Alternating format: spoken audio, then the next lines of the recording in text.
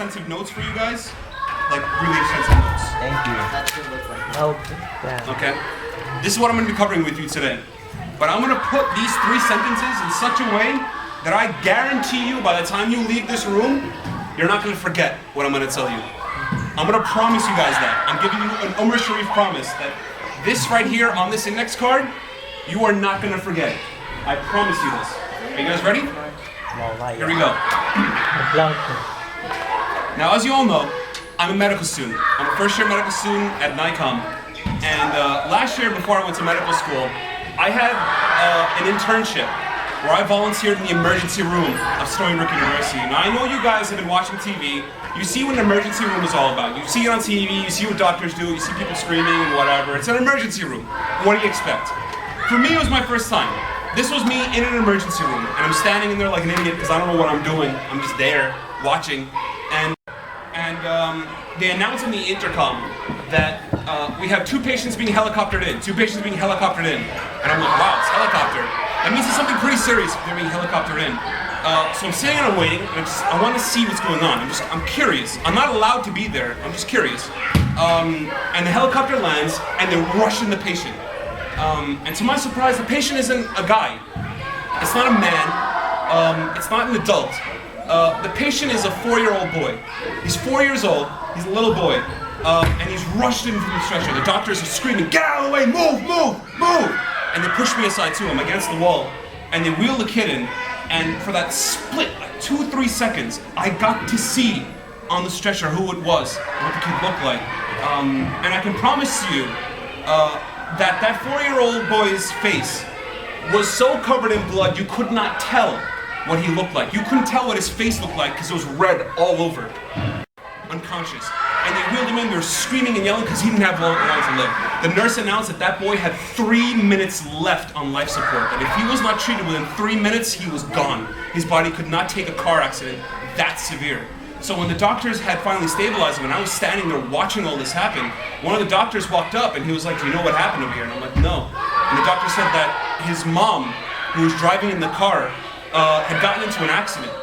And that when the mom had impacted the car in front of her, she had flung forward, and it flung her with such effect that she had snapped her own neck. Her neck was loose. She snapped her own neck. The mother instantly, within a split second, had lost her life. She was gone. Inna lillahi wa inna ilayhi raji'un. She'd lost her life. The boy, the 4-year-old boy, who was not wearing his seatbelt at the time, was ejected from the car seat. He was ejected through the front, smashed through the windshield, and flew out the front of the car. And he landed on the ground, and that's why you could not tell his face, because he went face forward through the blood. I don't know, Allahu Alam, what Allah subhanahu wa ta'ala had in that boy's risk, but he survived. And the thing was that when the doctor was telling me this, my legs felt shaky, I was feeling kind of faint, and I was like, "No, I need to go sit down for a second." Normally, I'm a pretty tough guy. Like, laxative doesn't bother me. So like, when something like this happened in front of me, I was shaken up. I was like, man, I don't know what to think, I don't know what to say, I don't know what to do. Who do I talk to? What do I even say? So I sat down in the waiting room and I was just sitting by myself and I'm like, what do?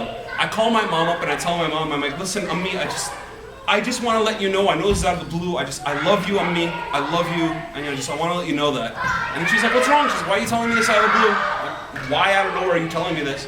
And I was like, "Look, I love you, I just want to let you know that if anything happens, I want you to know this. This is what I want you to know if something happens." And then she gets all worried and scared like moms do.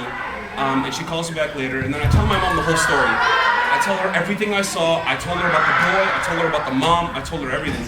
And then she said, she told me, she said, "Omar, I swear," she said, "if Allah subhanahu wa ta'ala were to take you right now from me, or if Allah subhanahu wa ta'ala were to take me away from you," she was like, "I would make sincere dua that no matter what happens to this family, that Allah subhanahu wa ta'ala lets me or you go in a state of iman." And I was like, "Ummi, as a mother, that's the best dua you could possibly make. That if you want to leave this world, you leave this world with La ilaha illallah on your tongue." It's another internship. And lucky me, I get the emergency room again. This time specifically the intensive care unit. And we're in the intensive care unit and there's an 82-year-old mother. She's 82 years old, she's Guyanese. I don't understand a word she says. She only speaks in like Guyanese or whatever. I don't know what she's saying. So I'm just standing there and she's just saying stuff to me. I don't know what she's saying. I'm just like, nodding my head like, yes, yes. And she's fine. She's like telling jokes. She's laughing. I guess it's a Guyanese joke or something. I don't know what she was saying. The doctor walks in. The doctor's Guyanese. Oh my God. He's translating for me. He's like, this is what she's saying. She's saying how she likes eating shrimp and how she likes like this stuff. And the doctor was like, she has 10 kids. She's an 82-year-old woman, 10 kids. All 10 of her kids are doctors and nurses. Every single one of the 10. All of them. She was like, all the daughters are nurses, all the sons are doctors. 10 of them in total. And they all live within the same area. So the doctor's just telling me her story, and I'm like, oh, that's great, mashallah. Yeah. Wow, hooray. It's a lady with kids. Why do I care about this? So then the next day, I come back to the internship. It's like 8 in the morning. I'm like, oh, it's too early. And a code blue comes on. And code blue in a hospital usually means someone's going to respiratory arrest. Their lungs have failed. Failing lungs. That's what code blue means. And I'm like, oh, wow, something's happening. So all the doctors are rushing to one of the rooms. I'm like, oh, which room is that? So I walk into the room, and the same 82-year-old mother who yesterday was joking with me and like, hey, how's it going? Or Guyanese jokes or whatever, was undergoing respiratory arrest. Tube down her throat, they pumped air, they put her on an iron lung, and she was still failing. About, I think 3 or 4 minutes later, her heart started failing. When the lungs go and there's no more oxygen, the heart goes afterwards. And the doctor's standing over there, and he's like, pump her full of epinephrine. They take a syringe, they give her, I think, a full dose of epinephrine to get the heart going. They didn't do it. It didn't work. The doctor was like, give me one more needle. And in medicine, you're only supposed to give a certain dose of epinephrine. You cannot go above. And the doctor was like, go above. Just do it. Go above. They inject her again full of epinephrine. Still no good. The doctor was like, give me the crash cart. The crash cart comes in, they wheel it in. It's that, you know, you watch it on TV, where they take the two things and they rub it together and like, clear! And they place it on the patient, and it shocks the patient, like, boom! They bring the crash cart in. The doctor is like, apply it now. He's like, do it. And I'm standing there. I'm in the corner. Of course, I'm like a student. You're not allowed to touch the patient. I'm just standing there and I'm watching this happen in front of me. And then they bring the crash cart, and the doctor's like, now, do it. And they take the thing, they put it in. They're like, charging. Place on her. Clear. And then boom, her entire chest goes boom, like explodes into my face. And I'm like, for me, like I watch it on TV all the time. For the first time, it's happening 3 feet away from my face, right in front of me. This is happening, and my heart is pounding. Like, I'm like, oh, what's gonna happen? You know, I watch it on TV all the time, and I don't even care on TV. It's like, oh wow, yeah, another medical drama. Like, wow, it's House. I'm watching House again. This is in front of me, a real life person who's dying in front of me. And I tell you, for the first time in my entire life, like I was shaking. I was like, I don't know what's happening, and I don't even know why I was doing it. I was a non-Muslim, but I was like, Ya Allah subhanahu wa ta'ala, please save her, Ya Allah subhanahu wa ta'ala. I don't want to see someone die. Save her, Ya Allah subhanahu wa ta'ala. And so they pump her again, full of epinephrine, and they shock her again. It's not working. It's not working at all. They pull the iron lung out, they stop the syringes, the doctor takes a step back, and she flatlines. It was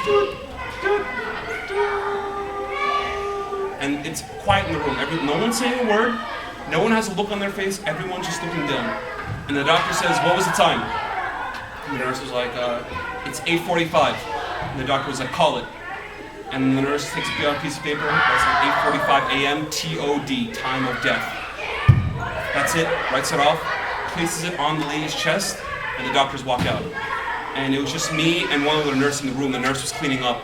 And I'm just standing there, and the nurse looks at me, and she's like, you can leave now. And I tell the nurse, and I'm like, I need a minute. So I just stand there, and you know, I say to myself, Inna lillahi wa inna ilayhi raji'un, that you know, this is Allah subhanahu wa ta'ala's soul, and Allah subhanahu wa ta'ala took it back. And so I walk outside, and I'm sitting outside, and the doctor systematically makes 10 phone calls.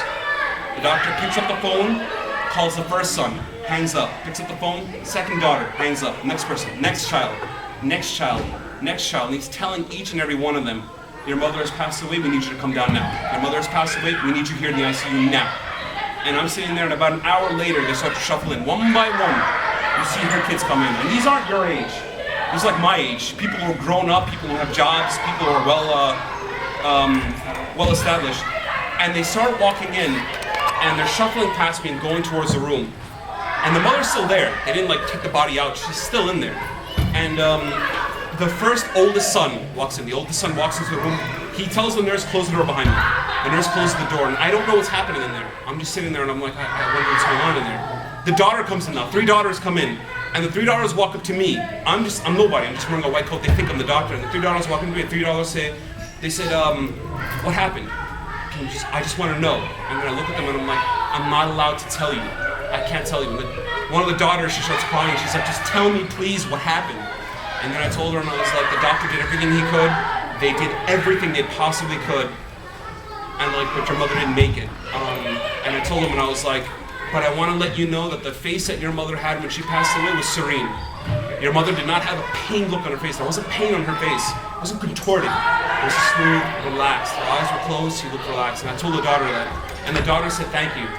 She dried her tears, she said thank you, and she walked into the room and she joined the brother. And all her kids started coming in, walking inside. And you could hear crying in there. You could hear it. I mean, it was loud. You could hear them sobbing, you could hear them crying. And I'm sitting over there and I'm just watching this happen in front of me. And it reminded me again of that boy. And I think to myself, you know what? I saw a mother pass away